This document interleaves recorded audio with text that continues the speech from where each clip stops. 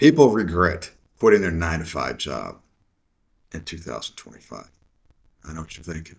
Who's quitting their job now? This job market is a disaster with everything that's been going on for the last few years.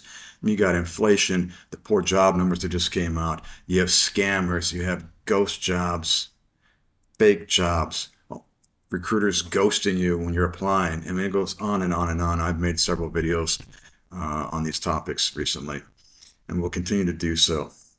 But 2025, can you believe that people are actually quitting their job and they have no backup plan? They do not have another job lined up.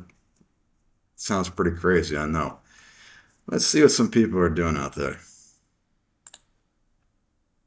I quit a job that I liked to escape my burnout. I enjoyed the nature of the job, but I hated the way I felt doing it. So I thought the only way to escape the overwhelm was to go to an easier job. I just figured all of these high visibility roles came with this inescapable stress, and the only way to have any balance in your life was to do something easier. So I fled out of desperation and overlooked all the red flags, which in my case was a job that would very obviously and quickly bore me. And what do you know? 1 week in, I'm like, why did I do this? I had a shit ton of mundane work. I made it very apparent that I had no boundaries because I was just overcommitting all day long, which meant I was overwhelmed with work I didn't even enjoy. So what's the issue here? The issue was I could escape the job, but I couldn't escape the real problem. The people pleasing, overcommitting, and addiction to external validation. It was me. I was the problem. And until I fixed that, any job would stress me out. Well, she regrets quitting her job.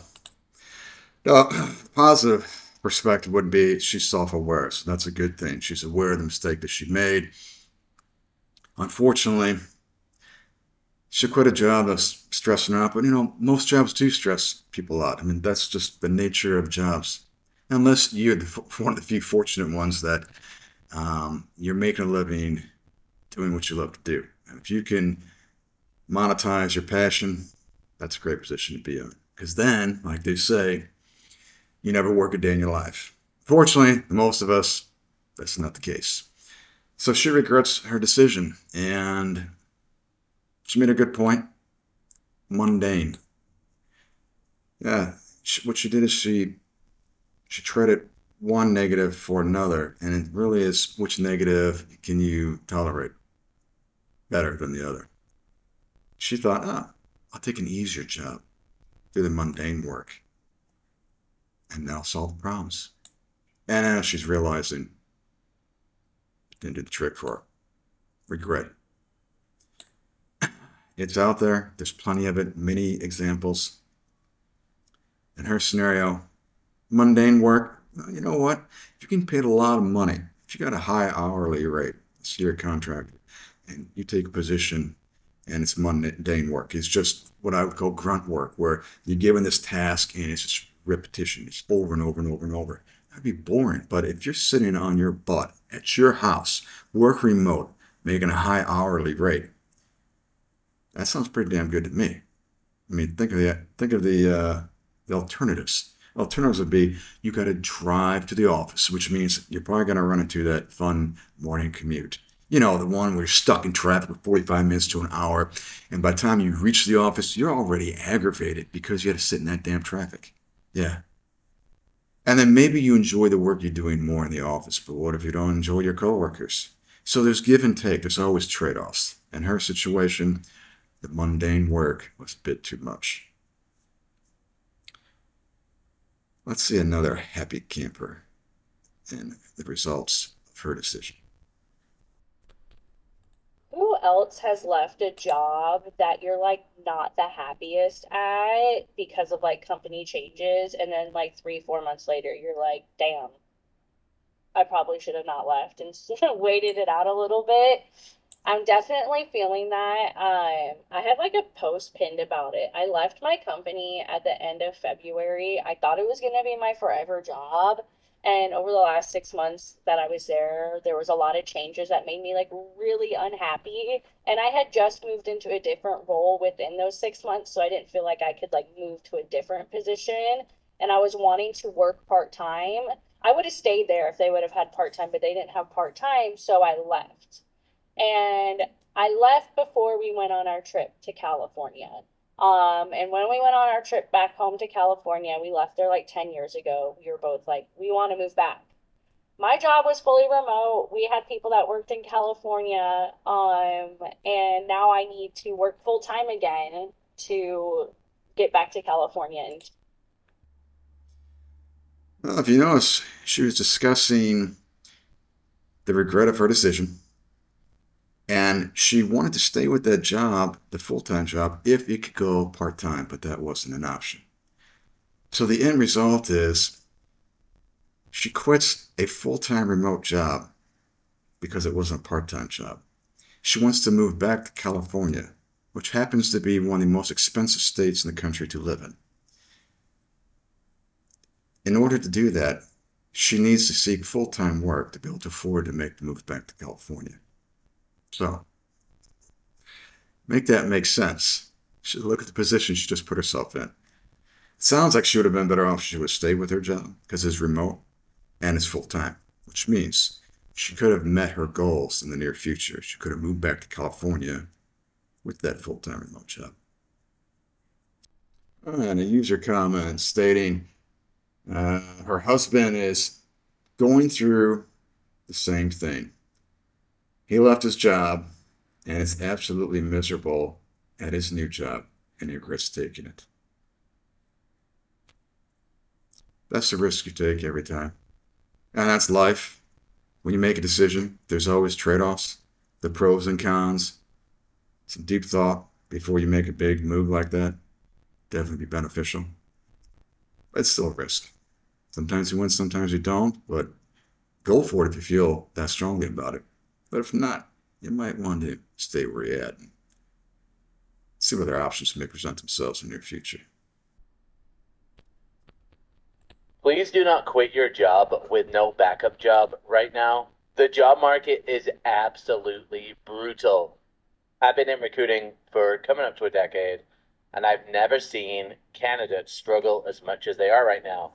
And I know the first thought is, well, those people aren't qualified, they're no good.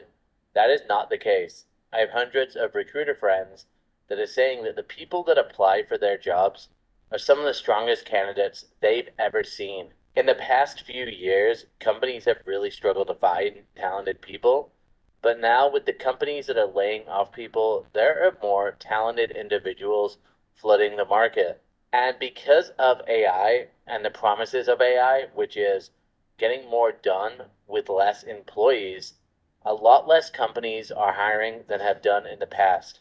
My advice is if you are in a toxic work environment, if you're in a bad work environment, start applying now because it is always easier to land a job when you have a job. And look, I've been in toxic work environments as well. They can be really bad for your health. But I promise you, this job market is worse than any toxic work environment. Please do not quit without a backup. It's in the comments. People refuse to make poverty wages with little or no benefits. Yeah.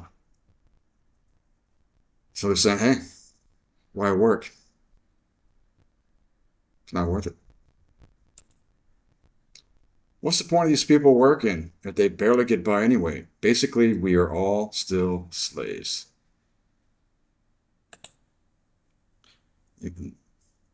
That's true in many cases. So, if you heard what he was saying, working a toxic job and you're going to quit with no backup plan, not a wise move. Think about that.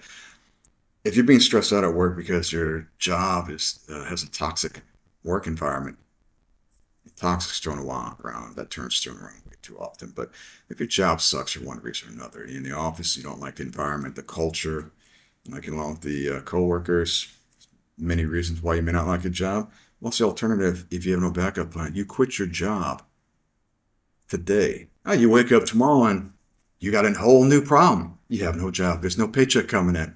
So yeah, you got away from one problem, but you just created another when you have no backup plan. Because now you're gonna be worrying about money, and that is pretty much the top stressor of them all. Money problems destroys relationships.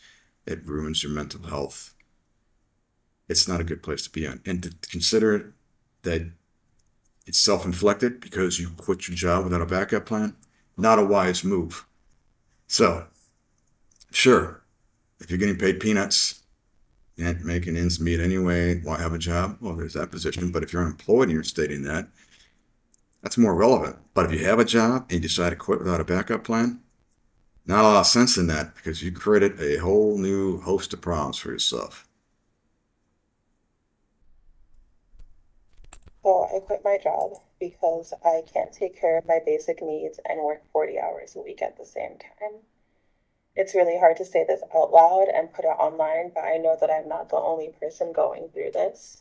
I've almost been fired from every job that I've ever had, and it's not because I'm not smart. I actually tend to overperform in the beginning. It's just that after some time, I inevitably burn out once I wake up one day and realize that I haven't taken a shower in like 3 weeks.